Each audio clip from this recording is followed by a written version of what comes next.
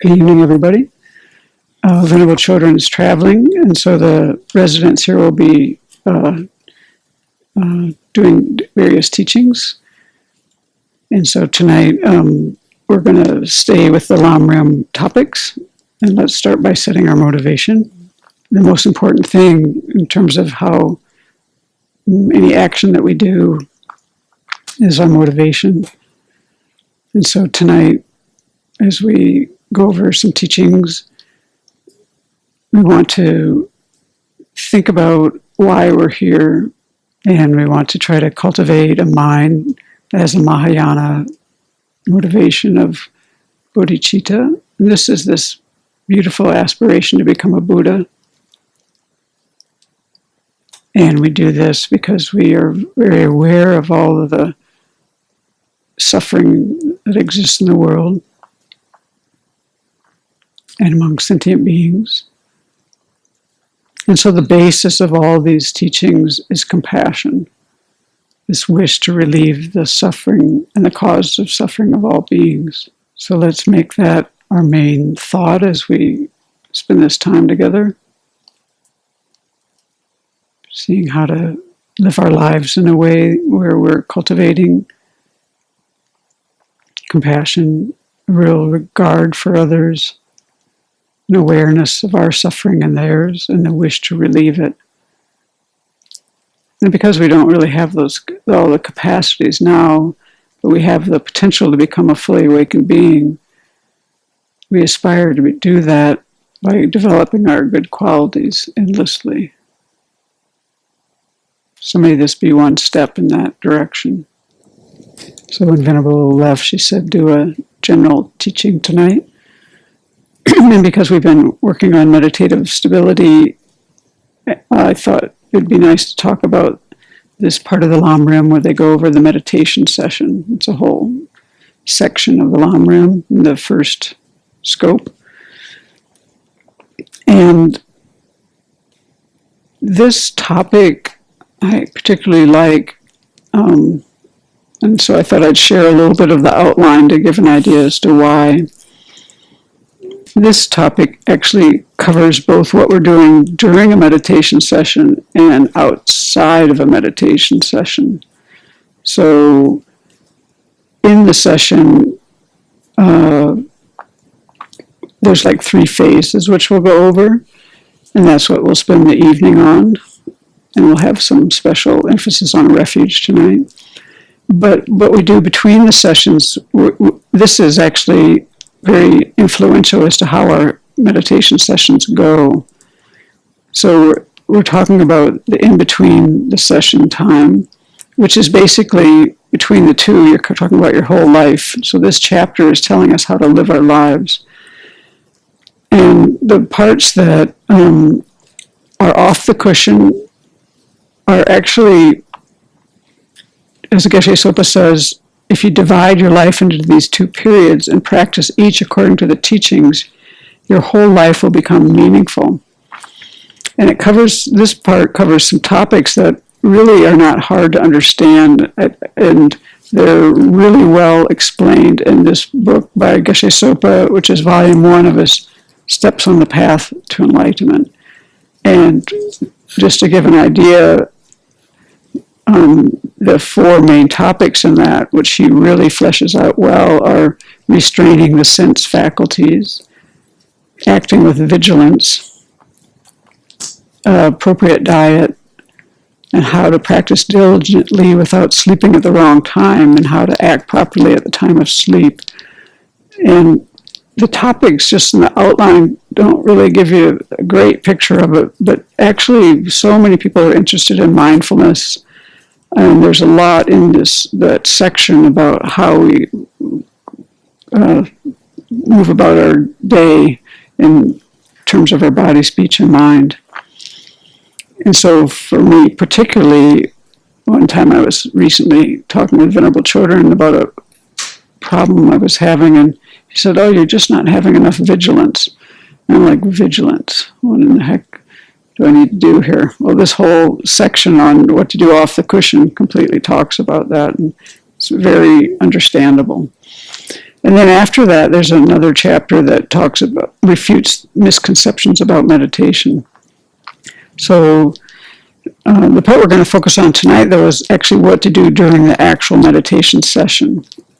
And this has, as I was saying, 3 phases: the preparation, the actual session, and the conclusion.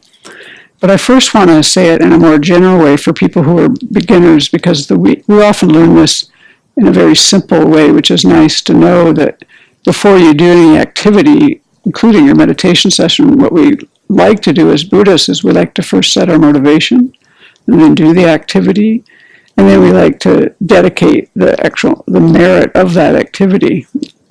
So for someone who's new, the preparation, that's mainly the 6 preparatory practices, which we'll cover tonight. But really, I think the easiest way to think about it is to realize that our motivation is crucial to whatever we do. And we both want to have some sense of what our direction is in life as we set our motivation. So in this practice, we often take refuge. We take a safe direction in the Buddha, Dharma, and Sangha, and we reaffirm our bodhicitta aim. And then we do the actual practice, which might be a Lamrim meditation or breathing meditation, whatever you have planned. And speaking of that, so for someone who's new, it's good to think about practicing for a suitable amount of time. You want to start with short sessions and conclude the session before your mind feels tired. You want to end the session with a good feeling so that you want to come back to the cushion. So you don't want to push yourself, because that will make your mind resistant to wanting to practice. And then at the end of the session, we dedicate the merit. And as a Mahayana Buddhist, we dedicate it to full awakening. And then for some people who maybe have been here at the Abbey and we do practices like the 35 Buddha practice, you'll notice that at the end of that practice, we also meditate on emptiness, where we see that ourselves as the practitioner and the practice that we did and the action that we were doing all lack inherent existence. So that means they're all completely interwoven and interdependent.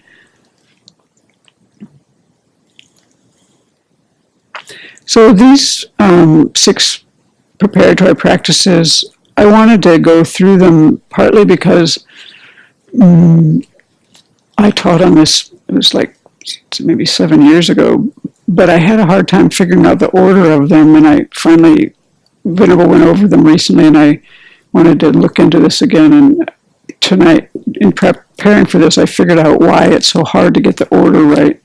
And it's the way that Lama Tsongkhapa writes about it, partly. So I'm going to read his short parts that he has in his text to introduce each of these 6 practices.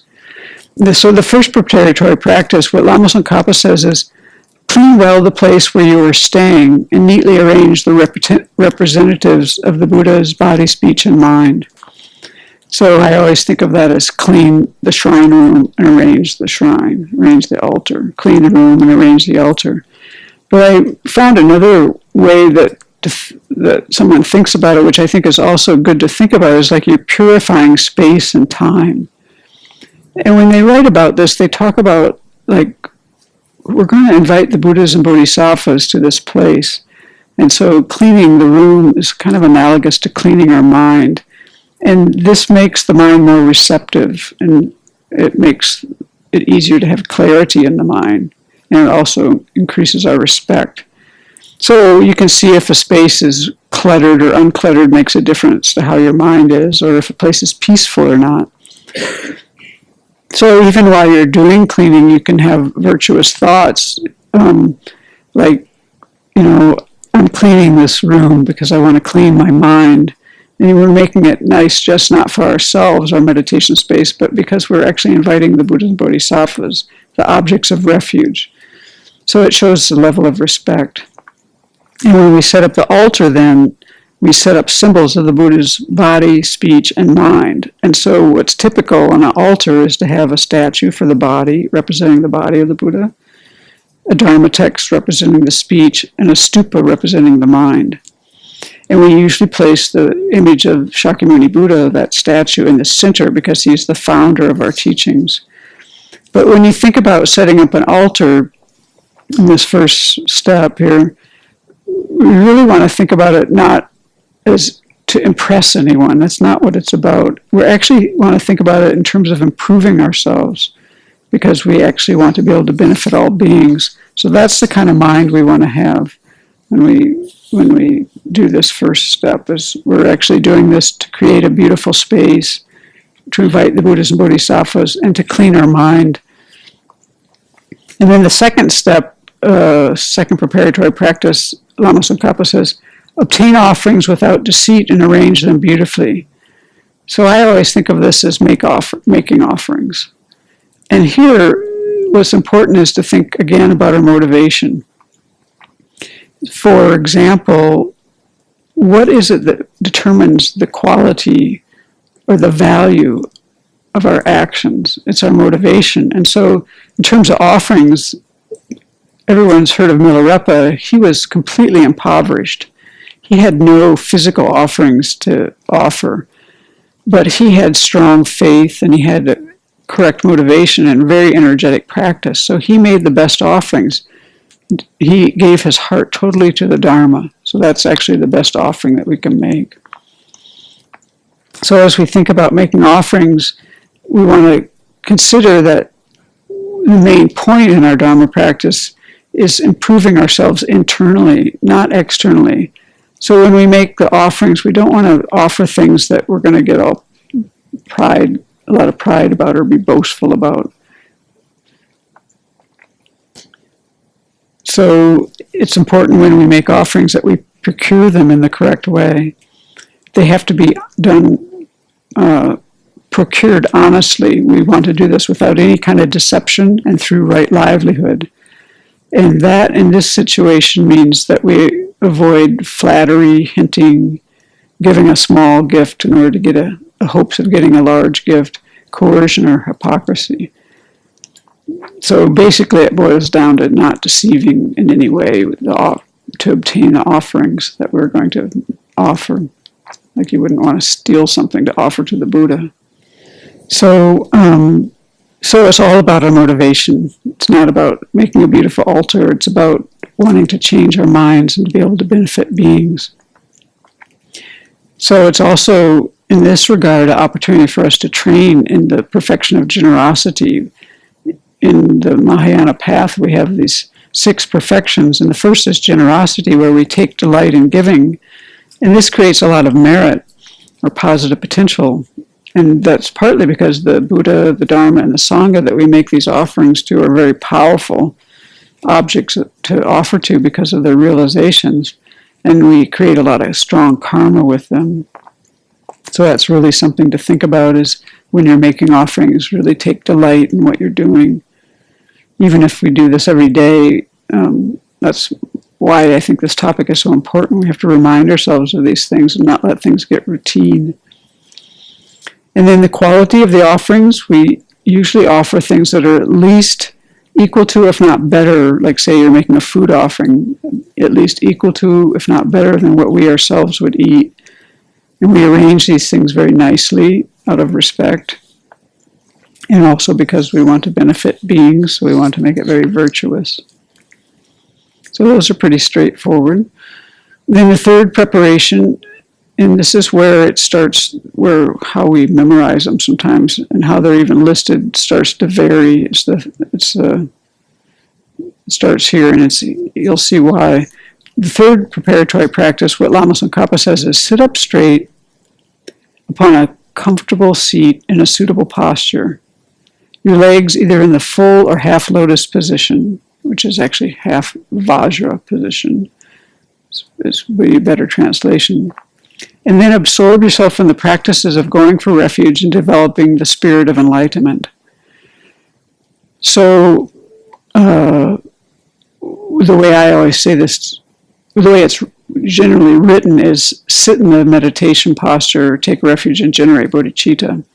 But I always memorize it a little differently because there's more steps in there. So I would say it's more like sit in the correct meditation posture and then calm your mind with breathing meditation and set your motivation. And that motivation in this, the way it's laid out here, is actually taking refuge in generating bodhicitta. We oftentimes here set our motivations more specifically and end up with bodhicitta. One time when Venerable Chodron explained this, she said, sit in a comfortable position, examine and calm your mind.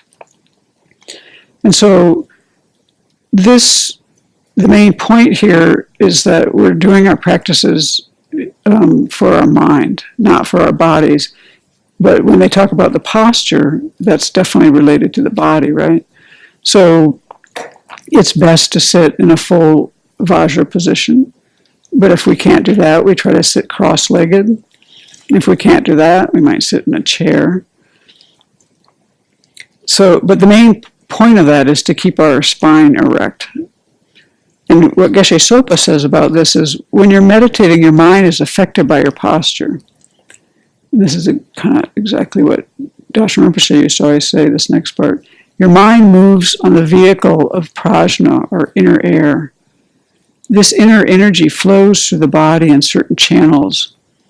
When you're sitting in the proper position, the prana, or the wind, flows in the correct manner through the proper channels. The correct posture affects the meditation and brings a special positive kind of result. So we can see that for ourselves, really, that if we slouch, we start falling asleep, or if we let our head fall down, we're probably going to fall asleep, or if you let your head fall back, a lot of times you'll have more thoughts. What Venerable Chodron said about this is, it's good not to fidget or move a lot. Like, don't rock. Because like if you do like a rocking motion when you're meditating, you're just going to have more wandering thoughts. And in that regard, I read a little story that His Holiness said, where there was a Geshe who he said was a great yogi who had lived in the mountains of Tibet. And when he came out to India, he requested His Holiness to give him some initiations. And His Holiness said he was really impressed with this man because he didn't move a bit during the entire empowerment. And then His Holiness goes on to say that if we have the ability, we need to have this kind of posture, and it comes from the strength of absorbed concentration. So I think they kind of feed into each other. You know, the posture affects your ability to meditate, and your ability to meditate then can affect your posture. One funny thing that His Holiness said, which I had remembered wrong, was he talked about, should you wear your eyeglasses or not? Because, you know, when we meditate, we keep our eyes slightly open, which we'll go over a little bit. And so he said, well, look for yourself to see if it makes any difference or not. What he said for himself is that when he wears his glasses, he has more clarity. But when he doesn't wear them, he has more stability and placement, you know, of his mind, you know. So when we talk about the proper posture, we talk about the 7-point position of Varachana, and Venerable reviewed that quite well. It's having the position of your legs in the Vajra position, your right hand on the left with the thumbs touching in your lap, slightly below your navel, your shoulders level, your back straight, which is probably the most important part of all of that. Your head is slightly inclined, and have your lips and your teeth in a natural position. So that's usually so that the tongue just touches the upper palate right behind the upper teeth. And then the 7th point is your eyes. And they often say gaze kind of beyond the tip of your nose. Basically, it's like gaze downward and don't focus on anything in particular. And this is a position that's in particular recommended for cultivating serenity or calm abiding.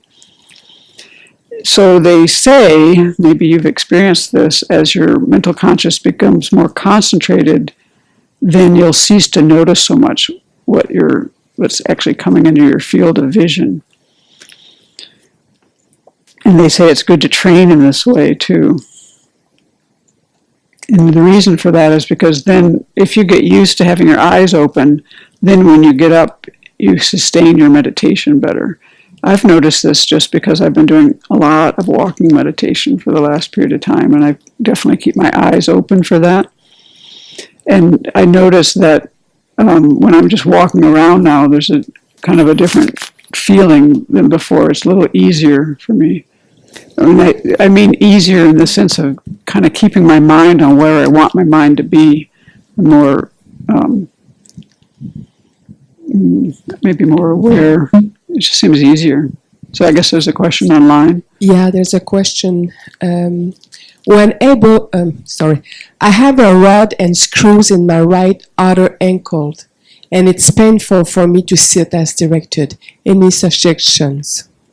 Well, sit in a chair. That's what I would say.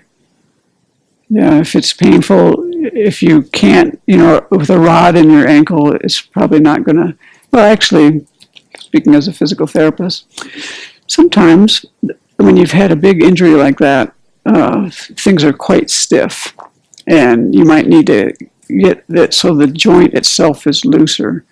If they fuse the joint, it's not going to move, and that's that. But if it's a rod above the ankle, then the joint is unaffected, but the joint would probably be very stiff from having such a traumatic injury and so much immobilization. And so you can actually, even at a later date, but best earlier after injury, really work on getting the proper flexibility back. But that may or may not happen. Depends a lot on the person's body and what kind of tissue they have and how much effort they can make, and take some time proper instruction. So basically, if you have any kind of condition that stays painful all the time and it's interfering, it's best to find a position that's more comfortable, because you're just going to be fighting that. And then you won't really be able to concentrate. So I wanted to talk a little bit more about the eyes, because that position I think is where your eyes are, I think is quite interesting and quite important. And so they say, look down, look at a neutral object, don't look at something really attractive, because it might make you have more distractions that way. I find this something that I care about, because I don't like to look at something that's really busy, like looking at all this junk on this table would not be my favorite thing, maybe because my mind gets so distracted. And they say sometimes people like that should face a wall, but I usually try to find a place where I can look down at like a carpet where there's like nothing there. And then over time, your eyes are kind of low. Try to realize that what you're really paying attention to is not your visual consciousness, but is your mental consciousness. And as your concentration improves, then what you're seeing with your vision won't really get in the way so much, which I've often closed my eyes, and they don't really recommend that. If they naturally close, it's okay. But it's better to try to keep them open, because then you become more accustomed to continue with your meditation when you get up from the cushion. So also there's some different positions where people you might see people with their eyes looking forward. That's used sometimes in Gomchen practice, where people look straight forward. And I even read once where your eyes kind of are open and you look up, which is used in Kala Chakra practice. But we're always instructed to be looking down, maybe out a few feet in front of you, because we're working primarily on serenity. Okay, so our physical position needs to be firm but relaxed. So that can be quite a task, I would say, from someone who used to have to teach posture to people a lot, that it's good to correct your posture and know that you're going to move out of that. And you just come back, when you think of it, come back to that position. I don't think it's really helpful to try to hold yourself too rigidly. I don't think that really works, and I don't think it's so great for the mind. So you want to keep your spine erect, but if you have a habit of slouching, you'll tend to slouch, and when you notice it, just bring yourself back. If you have always slouched a lot and you just try to rigidly hold yourself upright, you're going to get really uncomfortable and sore. It's better to go in and out of that position, and then as you gain the strength and get more accustomed to it, you can sit more erectly. It's also said that facing the east is recommended because the sun rises in the east, and most people prefer light to darkness, except for a few of us in the room who prefer things to be dark because it hurts their eyes. They say that having things light, letting some light in your eyes helps you to not get so drowsy, and also it can help people's mental attitude, which I guess we see just living through dark winters, what that's like. So, and then the eighth part, usually this Vairocana position is described with 7 parts, but sometimes it's described with 8. And that's how we get this thing in this, where we talk about breathing meditation and calming the mind. As Geshe Sopa says, sometimes the manner of breathing is counted as the 8th element in the proper meditation position. So they add this calming the mind by using the breath. And we want to do this at the beginning of our session. We want to get our mind calmed down, because if we're agitated, it's going to go right into the session. So we take a time to kind of transition from what we were doing before to what we're doing now. And so this is the moment, this is the time of this 6 preparatory practices where you just kind of check in with yourself and you see, how am I now? What is my mind like? And if you're really restless and agitated, you need to kind of calm your energy a little more. Or if you're drowsy, you need to kind of elevate your energy a little bit more. This is a way, I would say, of preparing the mind. And we're getting prepared for the actual session, which in this text they're talking, before that, we're getting prepared to take refuge and generate bodhicitta, and then also for the actual session, which in this meditation, where they're teaching this, they're talking mostly about doing a Lamrim meditation, which is an analytical meditation rather than a stabilizing meditation. But we do this part with the breathing meditation where we stabilize our mind first so that we have our mind more clear. We do this just by breathing naturally. We don't force our breath in any way. There's no noise or effort really. We just place our attention on the physical sensations of the breath, usually at the end of the nostril or upper lip, or maybe the belly going in and out. And then we just observe and experience the breath in that way. And then if we see our mind go off, we just bring it back to the breath in a very gentle way. They say like training a puppy to papers, when we're teaching toilet training a puppy. What do they call that? Potty. What is it called? Paper training a puppy. Yeah, so they aren't peeing all over your house. You just gently pick them up when they're doing what you don't want and bring them back to the papers. And that's what we do with our mind. We don't push our mind. So we want to keep this very gentle. Just bring our mind and our attention back to the gentle flow of the breath. So trying to recap what we've done so far is you begin each meditation session in the following way. And this is Geshe Sopa speaking. First, you set up the proper external conditions. You clean your room. You arrange the objects that represent the Buddhas and Bodhisattvas. And then you make these offerings. And then you position your body in the most conducive meditation posture. And finally, when everything is ready, you turn to your mind. And this is where we add in the breathing meditation. And one time Venerable Children told me that it's like when we're in a retreat, you can do just 10 breaths there. And I find that to be the case when we're doing many sessions a day.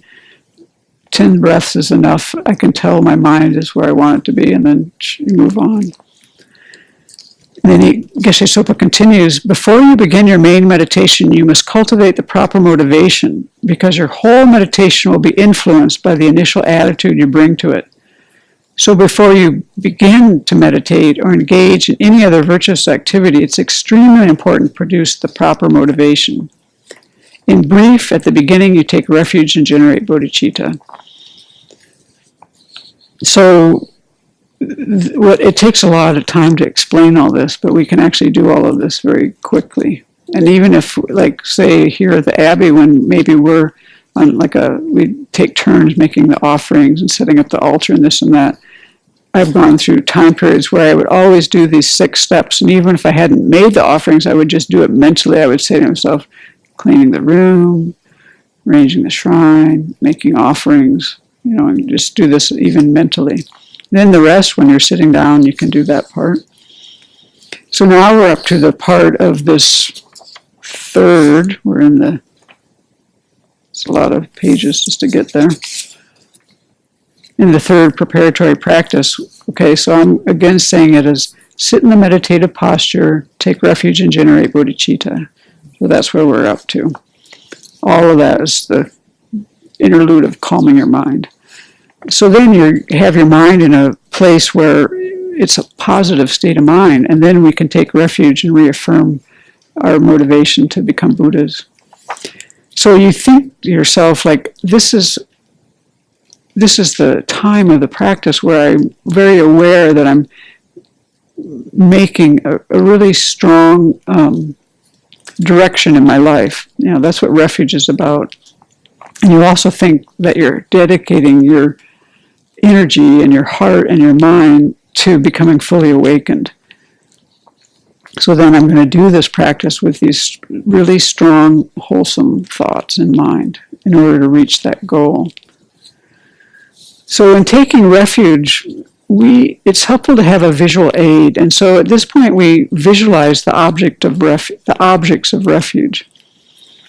And this all feels really wordy to me, but the way to learn this really is in our blue prayer book, in the meditation on the Buddha, that Venerable laid out all of this in a very beautiful practice or sadhana, where it tells you what to think as you're doing all these different parts.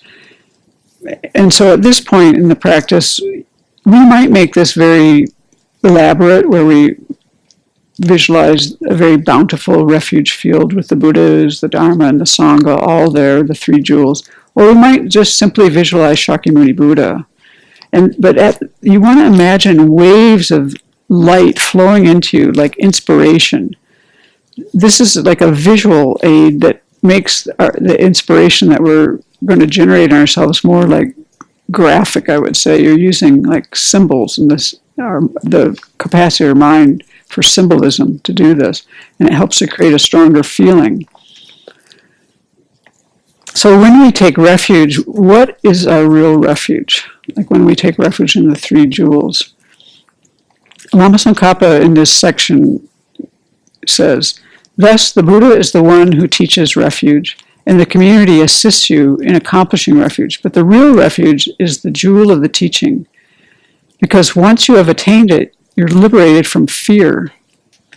And with regard to this, the ultimate teaching jewel is defined as being the special fulfillment of gradual increase in two things. So what he said so far is that the real refuge are the teachings, because they liberate us from fear. And the ultimate teaching jewel is these two things, these gradual increase of these two, fulfilling these two things. First is the beginning practitioner's elimination of a mere portion of faults. So that's what we're taking refuge in, is having eliminated our faults, which are kind of cessation, really. And then he says, in his or her knowledge that brings about a mere portion of good qualities. So that's like the path part. So one way that we express this is the real refuge, or the true cessations and the true paths. And this is a way of Lama Tsongkhapa expressing this, where it's just laying it out what those actually are. And this is not something that appears adventitiously, he says. So we just don't stumble upon realizations, is basically what he's saying. With realizations, we'll eliminate a mere portion of our faults. That's actual cessation. Here's how Geshe Sopa explains it. The Dharma is the actual protection and refuge. It is emancipation or freedom from samsara. The goal of all the work you put into practicing the path is nirvana, freedom from all suffering. When you attain nirvana, you have the actual refuge. So here you take refuge with the deep-seated thought that liberation is the real refuge. And then in Cutting Through Appearances, they explain this again in a slightly different way. The actual objects of refuge are the abandonments and realizations, specifically true cessations and true paths, which are the third and fourth noble truths. And because these or what one practices. Why? It's because these are what one practices in order to gain liberation and omniscience. So when in the consequence school, they talk about a true cessation is the emptiness in the mind, the emptiness of the mind, in the continuum of one who has completely and forever abandoned a portion of the afflictions. So what this all boils down to is our real refuge is the cessations in our mind, which is actually, and the realizations that we have. So actually, to get to a point of a true cessation and a true path, that's at the level of an Arya. You have realized emptiness directly to actually really cut from the root a portion of any of your afflictions. So when we do this at our level of practice, what we're trying to do is we're really trying to cultivate this strong feeling of having taken a safe direction in our life. And we just, we say these words all the time, but we have to not just do it by rote. We want to kind of develop this strong belief in what is actually fact. And the facts are that the precious and rare 3 jewels are completely reliable. They indicate the safest direction to take in life, and then we commit ourselves to that, to continue in that direction. So as Geshe Sopa, here's how he explains this. When you have faith that the 3 jewels provide the only way to escape from samsara and reach the highest nirvana, you take actual real refuge. When you have trust in the Dharma, which is the teachings and the realizations in our mind, you take certain vows to behave according to its ethical prescriptions. All of these precepts and rules are only for the purpose of leading you to enlightenment. There are no rules for any reason other than that. Therefore, you choose to keep these vows, even if it means giving up your life.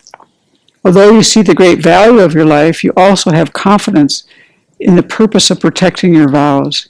Keeping them will shield you from creating the causes of long, hard, and painful suffering. Understanding this, you should work on holding the 3 jewels as your refuge.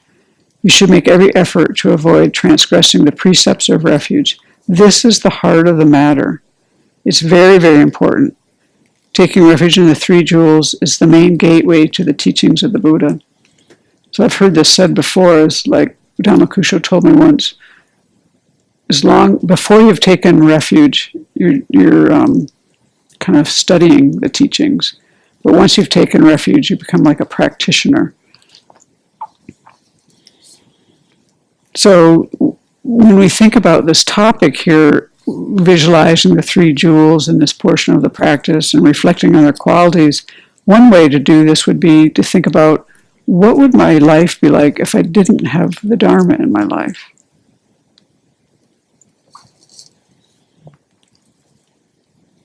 So when we do this, kind of like maybe how the visualization is done, we visualize the Buddha, the Dharma, and the Sangha in front of us, or you might want to visualize just the Buddha. We also tend to visualize all sentient beings around us.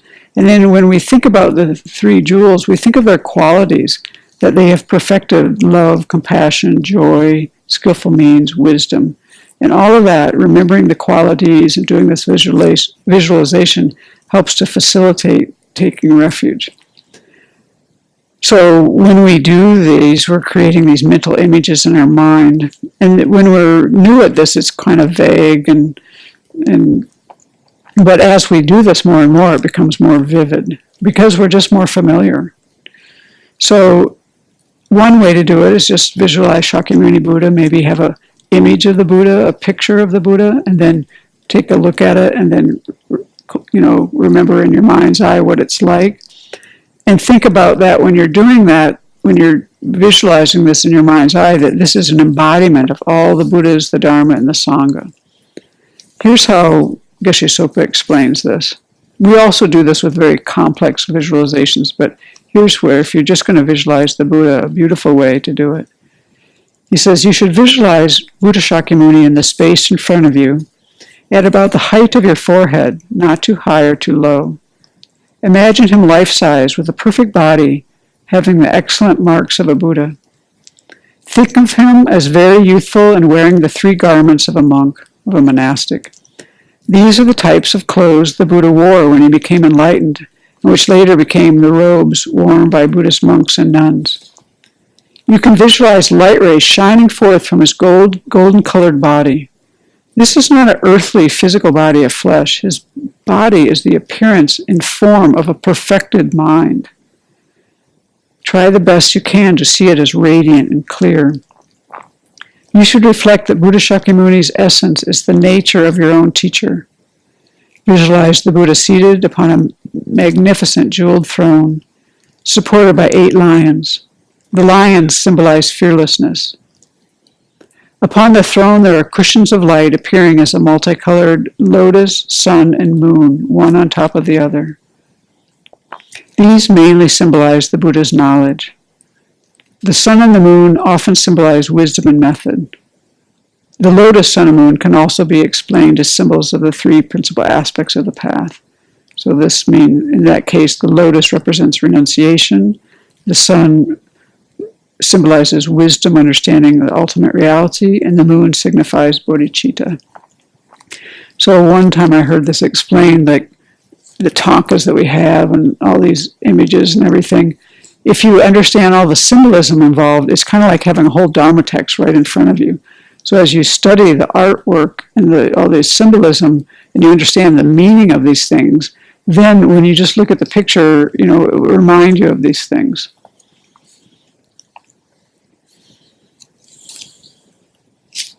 One thing Venerable Chodron said about this that I found interesting, and I think she was talking about this maybe in a more general way, is she said, when you're focused on the method side of the path, like the cultivation of love and compassion, then we might visualize like someone like Chinrazi and Maitreya around the Buddha.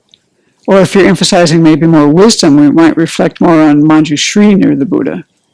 Or if we're facing obstacles in our practice, such as illness or injury, we might imagine Tara sitting near the Buddha.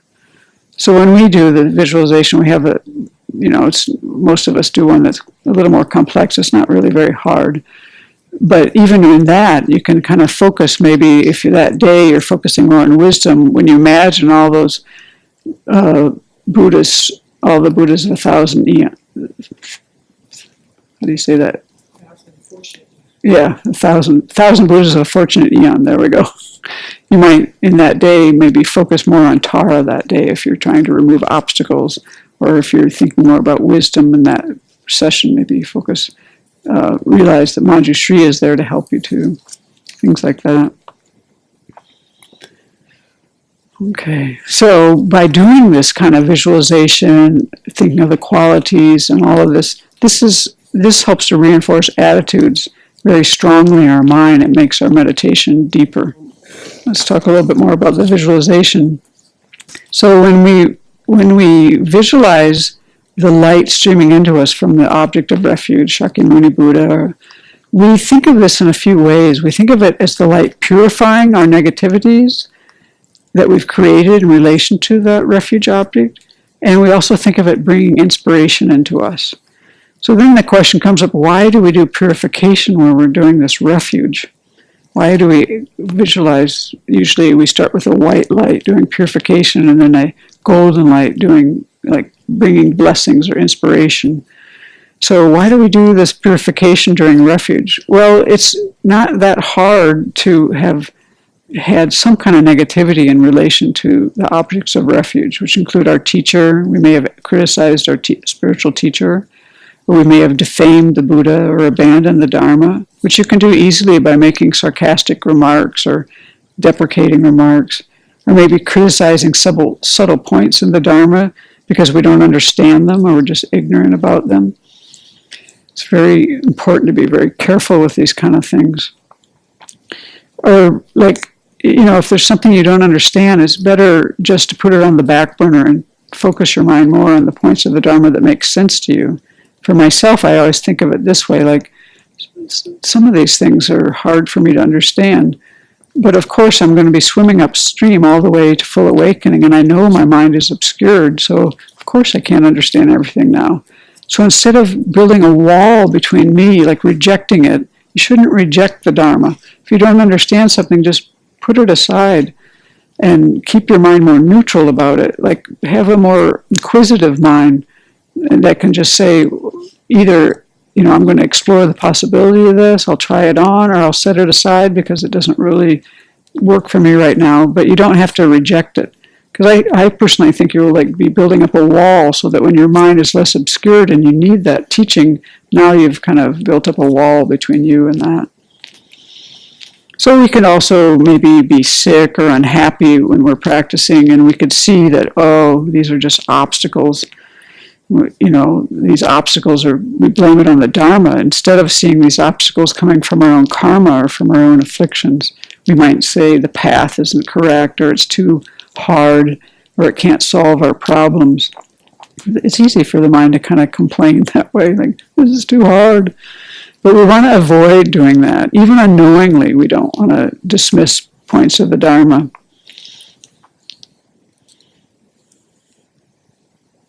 Venerable says, it's far wiser to say, I don't understand this point, and will continue to learn and think about it until I reach a clear understanding. In the meantime, I understand many other points and will practice them, because doing so benefits me. So this helps us to keep our mind more open to think this way. And we avoid making final judgments that may be incorrect. And also that kind of speech really creates bad feelings amongst people, and maybe even wrong understanding in other people too. And then the other reason we purify, so we talked about purifying in relationship to the teacher, the Buddha, and the Dharma. We also purify in relation to the Sangha.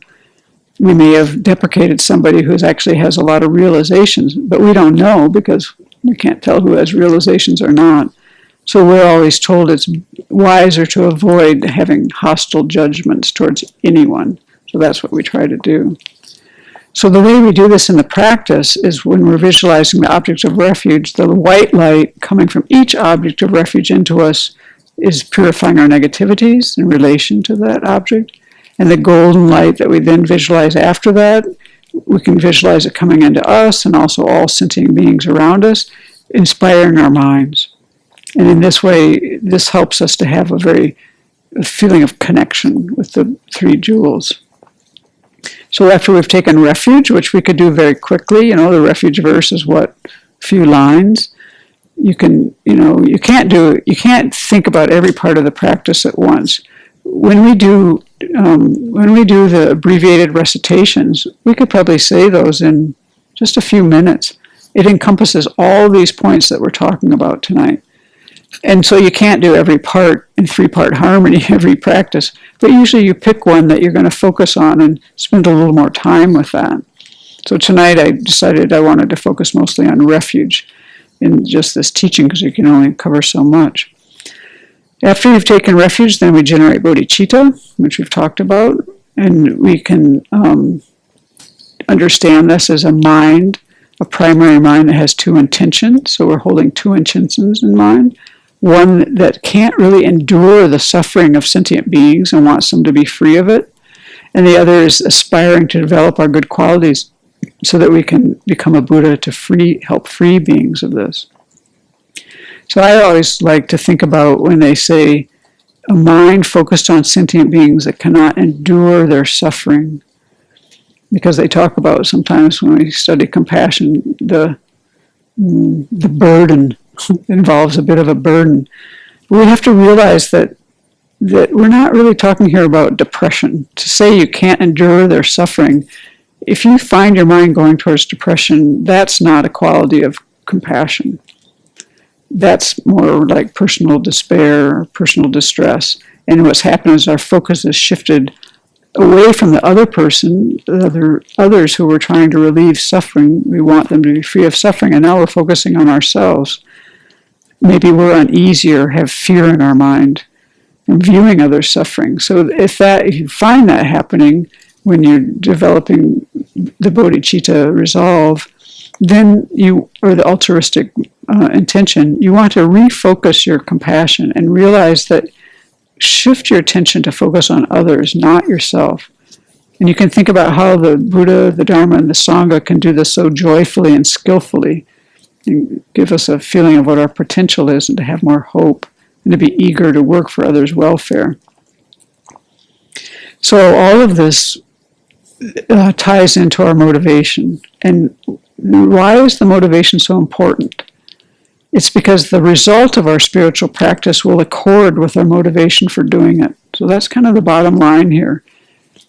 If we set a motivation to, do something that will complete itself next week, the virtue from doing that will end next week if we accomplish it, because that's as far as our intention has taken us. So with bodhicitta, it's like putting money in a bank that never goes dry. That the motivations that you have for full awakening will have this energy, this kind of merit that stays with you until you achieve full awakening. And although we do this in a very contrived way right now, this is how we habituate ourselves to have eventually spontaneous bodhicitta. So after we've done that, set this great aspiration to follow the guidance of the three jewels and to work for the benefit of all beings, then we dissolve the objects of refuge into ourselves. So the way we usually do that is whatever you visualize, you dissolve all those holy beings, the Dharma books, and all that into the Buddha in front of you, and then the Buddha melts into light and dissolves into you. It's sometimes described at the mid-brow. That's how Venerable taught this one in this teaching that I have a lot of notes from here, but it's also sometimes described as entering through the crown of your head. And what you want to think then is that we as an ordinary being and the Buddha have the same nature. And so what does that mean? So just as our mind is free of inherent existence, the Buddha's mind is likewise empty of inherent existence. So that's what they mean when they say that sentient beings and the Buddha are of equal taste or equal nature and emptiness. Both are free of inherent existence. Or another way to think is that just as the Buddha was able to attain enlightenment because they had Buddha nature, even though we're not Buddhas now, we have the same potential. So we have this feeling of connection that way with our potential. And so, but actually the real meaning of the Buddha dissolving into us is the meditation on emptiness. It's reflecting on the similarities of the nature of the Buddha and sentient beings, so that we contemplate the ultimate nature of all that exists, which is emptiness. So usually at this point in the practice, we take, like in the practice in the Blue Pearl of Wisdom book, where the Shakyamuni Buddha practice, this is explained there. Like at this point, when you've dissolved the Buddha and Buddha dissolves into you, we briefly meditate on emptiness. And then here's how she says that when we come out of that, then we imagine that your heart, a small Buddha made of light, radiates the light of wisdom and compassion in all directions.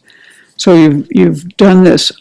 This visualization is now you imagine it coming out of emptiness, this Buddha rising at your heart, radiating light into the whole universe, transforming all the sentient beings into Buddhas and transforming all environments into pure lands, placed with all conducive circumstances for practicing the Dharma and generating the realizations of the path.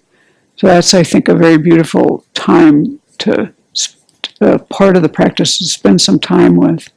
It really makes the mind much more expansive. So we're still at the very beginning of the practice. Barbara, could you please go over the visualization after you rise out of emptiness with a small Buddha radiating at your heart? Yeah. This is from the Pearl of Wisdom. This is a direct quote. At your heart appears a small Buddha made of light. He radiates the light of wisdom and compassion in all directions throughout the entire universe. The light transforms all sentient beings into Buddhas and transforms all environments into pure lands. So you can also do that with a self-initiation too, but it's just a beautiful thing to do, to expand your mind in that way and imagine that there can be such pure environments and pure beings. So then I love the way Venerable lays this out in that meditation on the Buddha, because she says we're imagining all this, but why hasn't this happened? Why don't we see everyone as a Buddha and all of our environments as a Pure Land? What is it that causes us sentient beings to still live in conflict? It's because we lack equanimity, love, compassion, and joy. So in this part of the practice, then we meditate on the four immeasurables to help to deliberately cultivate these in our mind stream. And of course, you can't do all of these at once. But if you're going to spend time on that part of the practice, you might pick one of those. And then now finally got through the third preparatory practice, we're in the fourth. And here Lama Tsongkhapa says, imagine that seated in the space before you are the gurus of the vast and profound lineages, as well as immeasurable Buddhas, noble Bodhisattvas, Brahmaka Buddhas, Shravakas, and those who abide in the Buddha's word. Then visualize the field for accumulating the collections of merit and sublime wisdom. So this is another one where sometimes we have had a little bit mixed up what is in this one. And the other night, Venerable said just the merit field. And I read one person who put this as evoke the mentor and the merit field. So from the way Lama Tsongkhapa writes it, you're actually doing both. The merit field is full of all these gurus and all the lineages. So I think you can say it either way. I usually just say visualize the merit field or the field of merit. So this is kind of preparing us for the next step, which is going to be we visualize the merit field before we do the seven limb prayer. So what is the merit field? So this is also sometimes called the tree of assembled spiritual mentors. There's beautiful pictures of this online. You can just type in something like Buddhist merit field, and we have some tankas. It has really a central figure, and the one in our meditation hall, it has Lama Tsongkhapa. And then around them are all the root and lineage spiritual mentors, the meditation deities, all the Buddhas and Bodhisattvas, the solitary realizers, the arhats, the Dakas, the Dakinis, and the Dharma protectors. So you have basically all the holy beings there. So that's the fourth preparatory practice. And sometimes you'll see well, actually it's the fifth one where sometimes they get a little conflated.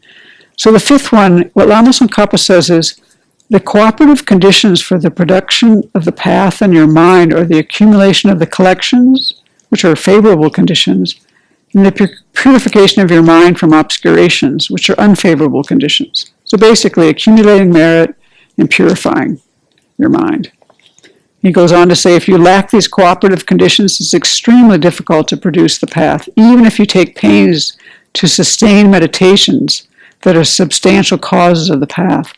So you can be doing all your meditations, which are the substantial causes, but if you don't have merit and if you aren't purifying, you're basically not going to get anywhere.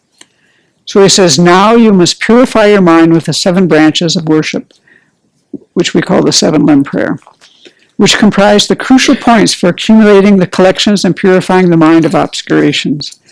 So we always say we need a lot of merit and wisdom to make progress in the path. And so this is a practice that Sri Lingpa taught to Atisha, this contemplation of the 7 limbs. One way that we say this is, reverently I prostrate with my body, speech, and mind, and present clouds of every type of offering, actual and mentally transformed. I confess all my negative actions accumulated since beginningless time, and rejoice in the virtues of all holy and ordinary beings. Please remain until cyclic existence ends and turn the wheel of Dharma for sentient beings. I dedicate all the virtues of myself and others to the Great Awakening. So I'm not going to go through all these 7 tonight, but I just wanted to highlight a few things. So the first one is prostrations. The second one is making offerings. And I wanted to mention that when we make offerings, lots of times from the ancient India, we offer like light and flowers and incense and these kind of things.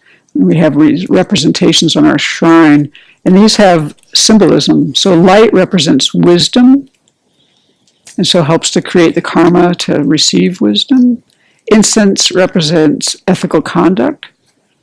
And they say oftentimes that people who keep pure ethical conduct don't have much smell. They have a kind of a fragrance to them. So that's one way to remember that one. Or light, you can think about wisdom, like light makes everything clear to you. So that's like light is a good representation for wisdom. Flowers represent offering virtue. They also represent impermanence, because you can see how flowers are very beautiful and then in a short time they die. It's the same for us. Some of us were young and beautiful, then aging and death comes. So flowers help us to remember and prepare in a useful way for our eventual death. Food represents samadhi, which is a kind of a concentrated, deep, concentrated mind. And actually, people who have deep samadhi really don't have to eat very much. They don't need the kind of food that we eat. And actually, Geshe Sopa he really spells out the 7-limb prayer in here, and he talks about a lot of, it's really worth reading, because we do this every day. We do this more than once a day. And so to remind ourselves of all of these things is, I think, quite helpful. Music represents impermanence or emptiness. And I don't know.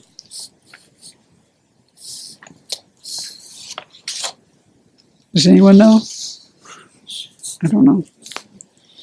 Okay, so that was, let's see, so making offerings is the second of the 7 limbs. Confession of negativities is the third. Rejoicing is the fourth. And that's something that we often don't do enough as Westerners. So take time when you do the 7-limb prayer to stop there and rejoice in the virtue of all the holy and ordinary beings.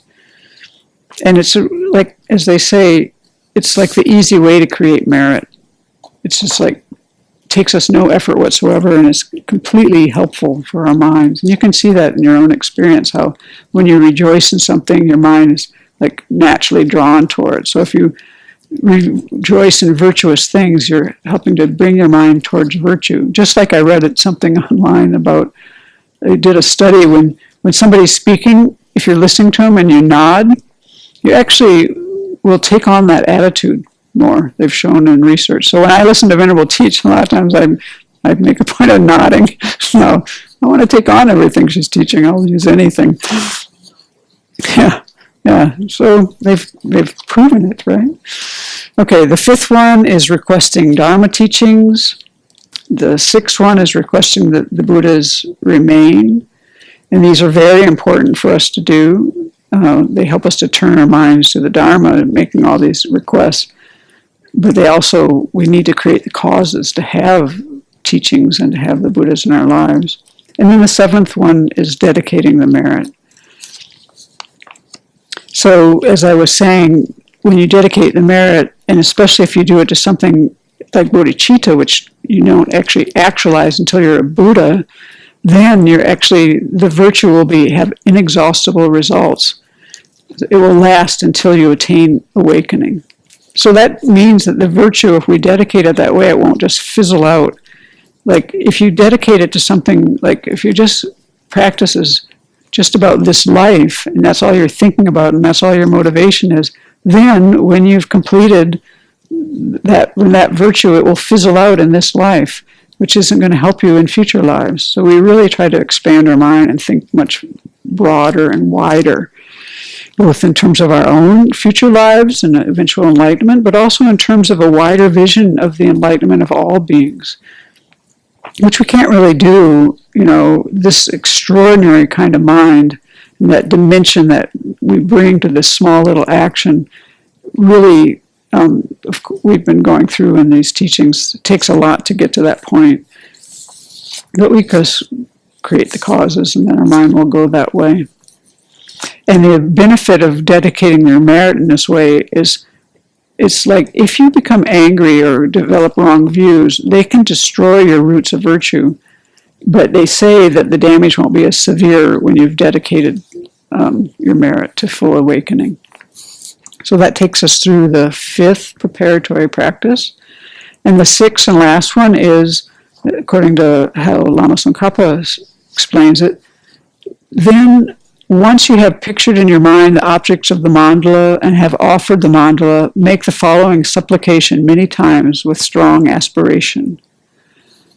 Please bless all living beings, my mothers, and myself, so that we may quickly stop all flawed states of mind, beginning with not respecting the teacher and ending with conceiving signs of true existence of the two kinds of self. Please bless us so that we may easily produce all flawless states of mind, beginning with respecting the teacher and ending with knowing the reality of selflessness. Please bless us to quell all inner and outer obstacles. So in here, sometimes I say this as offering the mandala and requesting inspiration, but sometimes you'll see offering the mandala in the previous one. And that's because of the way he wrote this, the way it's written, it's not so clear which one it's in. But as long as you're remembering the order of things, it doesn't matter so much. So most people have this as offering the mandala and requesting inspiration. And we're requesting this inspiration from the root and lineage gurus. So in this prayer that he writes here in his explanation, he's actually, when he talks about beginning with not respecting the teacher and ending with conceiving signs of true existence in the two kinds of self, and then he says beginning with respecting the teacher and ending with knowing the reality of selflessness, he's basically he's talking about the whole Lamrim, because the Lamrim starts with the teachings about a spiritual mentor, relying on a spiritual mentor, and it ends with teachings with selflessness, although in terms of the 6 perfections, it goes that way.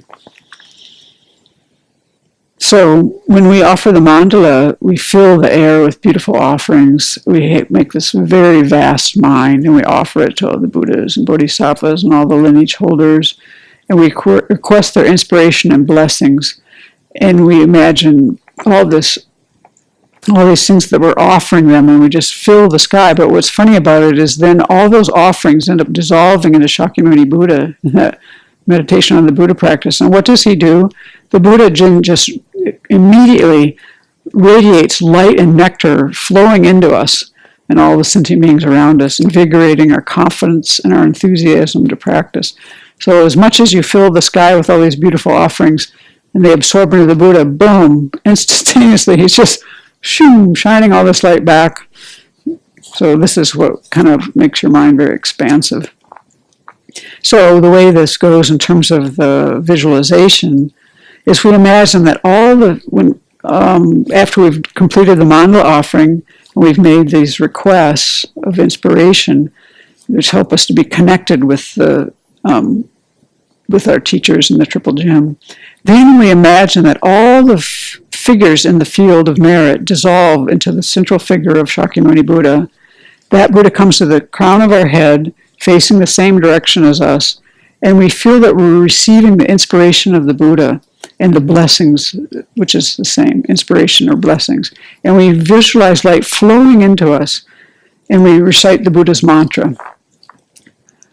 Tayata Om Mune Mune Maha Mune Soha. I love that mantra. When I go to Airway Heights, the prison, a lot of times when I set the motivation and all that, I do this mantra, and I do it until I feel like the whole prison has been like transformed by the energy of the Buddha. So, when we do this, we can try to make our mind expansive and imagine this light flowing from the Buddha on the crown of our head into us. And then if you have time, you can do a glance meditation, which we talked about in the past, something like the foundation of all good qualities or the 3 principal aspects of the path, something like that. But after all of that, now we get to our actual session. So we'll finish with these points about the actual session and the completion. So we imagine with the Buddha looking over us on the crown of our head that we do our whatever meditation session we're going to do. In the Lamrim, in what Lama Tsongkhapa wrote, is he talked in 2 ways. He talked about how to sustain the meditation in general and how to sustain the meditation specifically. And the general one I'm going to go through, and the specific one is more like doing a Lamrim meditation. And he gives a brief Lamrim meditation on relying on a spiritual mentor. And so we have outlines and all kinds of ways that we do Lamrim meditations. But I think just to go through how to sustain the meditation in general is important, because this whole topic that we're on about the meditation session, when you look at the actual outline, the outline for this topic is a brief indication of how to sustain the meditation. This is actually what we're talking about here. And so this is now, he's talking in general how to sustain our meditation. That which is, and this is Lama Tsongkhapa, that which is known as meditation is the act of sustaining an object of meditation and specific subjective aspects by repeatedly focusing your mind upon a virtuous object of meditation. So we pick something that we want to contemplate, some Lamrim topic, for example, and then we cultivate the ideas about that, we relate it to our life, whatever, and then we generate these very subjective aspects in our mind, our own experience. We generate some kind of feeling about it, and then you focus your mind on that. The purpose of this is as follows. From beginningless time, you've been under the control of your mind. Your mind, okay, let me say that again. From beginningless time, you have been under the control of your mind. Your mind has not been under your control. Furthermore, your mind tended to be obscured by the afflictions and so forth. Thus, meditation aims to bring this mind, which gives rise to all faults and flaws, under control, and then aims to make it serviceable. Serviceability means that you can direct your mind as you wish towards a virtuous object of meditation. You might try to sustain your meditation by jumping to this and that object of meditation. You might consider setting up according to your own wish a variety of virtuous objects of meditation in no specific order. Though you may do this, you will not be able to take up your object of meditation with this method. Consequently, you will greatly hinder your mind's ability to be directed as you wish towards a virtuous object of meditation. To me, this is such important advice, and it reminds me of like when you're on a computer. When I first moved here and started using computers, I could hardly remember what I had done in the end of a day, because it's just click, click, click, click, click. You're going here and there and here and there and here and there, and like, what have I done? And this is what happens in your meditation session. If you just jump to this and that, and you put anything in any old order, you're not going to get the results that you want. If you have been under the control of your mind, and your mind has not been under control, and you can't direct it as you want it to be, then in your meditation session, you want to learn how to sustain, how to control your mind so that you can keep it on something virtuous. And this ties in completely with where they go into the off-the-cushion stuff and this thing about vigilance. You know, like we might be able to control our body and pretty easily and our speech fairly well. It's much harder to control the mind. And by doing our meditation practice, we in learning how to put our mind on a virtuous object, we have to go through all kinds of hindrances and work all these things out. So then he continues, if you've made a habit of this from the start, the virtuous practice for your whole lifetime will be, if you've made this a habit from the start of jumping all over the place and not doing anything in any specific order, like just sitting down and I'm going to meditate, your virtuous practice your whole lifetime will be flawed. Therefore, from the beginning, firmly determine the definite order and enumeration of whatever objects of meditation you wish to sustain. So you before you sit down, know what you're going to do. Then strengthen your will by repeatedly thinking, I will not set up something different. I will not set up something that is different from what I have determined. Without exceeding or falling short of what you have determined, sustain your meditation with mindfulness and vigilance. There's the end. Sustain your meditation with mindfulness and vigilance. So this whole thing has been a kind of an object lesson in how to do just that, with all the supports we need from all these 6 practices. So then he goes through the Lamrim meditation, and then the last thing is the conclusion, which we've pretty much talked about already, and this is the dedication. And so we dedicate the virtue we've accumulated from doing this practice so that we can fulfill all of our aims. So, yeah, and then he talks, there's a little bit more in that section, but I think that kind of covers what we want to go through tonight. Are there any questions or comments online or anything? Anyone in the room?